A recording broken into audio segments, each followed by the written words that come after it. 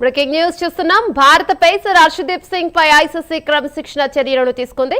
ఇటీవల టీ20 ప్రపంచ కప్ ఫైనల్లో బౌలింగ్ సందర్భంగా న్యూజిలాండ్ బ్యాటర్ డారెల్ మిచెల్ పై అనుచితంగా బంతి విసిరినందుకు అతడి మ్యాచ్ ఫీజులో 15% జరిమానాతో పాటు ఒక డిమెరిట్ పాయింట్ను విధించింది.